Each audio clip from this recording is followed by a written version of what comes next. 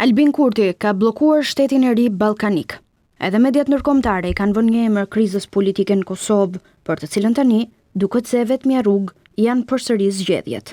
Sipas gazetës gjermane Berliner Zeitung, pas dështimit të Kurtit për të formuar qeverinë, Kosova përballet me një fazë të re pasigurie politike. Madje dështimi në Kosovë mund të shihet si një simptom e një krize më të thellë, duke vënë theksin tek qëndrimi konfrontues i kryeministrit në detyrë. Berliner Zeitung i kushton vëmendje dhe humbjes së besimit të aleatëve të Kosovës, duke kujtuar mbylljen e dialogut strategjik nga Washingtoni.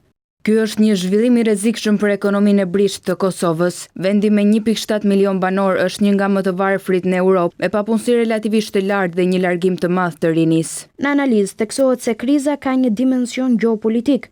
Situata e paqëndrueshme në Kosovë po monitorohet nga afër në Beograd dhe në disa raste komentohet me gëzim. Media gjermane Frankfurter Rundschau po ashtu i kushton vëmendje krizës politike në vend, duke theksuar se kjo blokadë rrezikon vendime të rëndësishme për Kosovën, siç është buxheti. Gazeta TAZ, njëjtë si gazeta austriake Standard, theksojnë se Kosova tani është në prag të zgjedhjeve të reja parlamentare. Kurse Agjencia Katolike e Lajmeve KNA, në një artikull mbi zhvillimet e fundit në Kosovë, thekson se kriza politike ka përfshirë një nga vendet më të varfra në Europë. Qytetarët votuan për të zgjedhur ekzekutivin e ri më 9 shkurt, por edhe pse publikisht artikuloi se i ka votat për të formuar qeverinë e re, Kurti, në seancën e së dielës, e ktheu dështimin në fakt.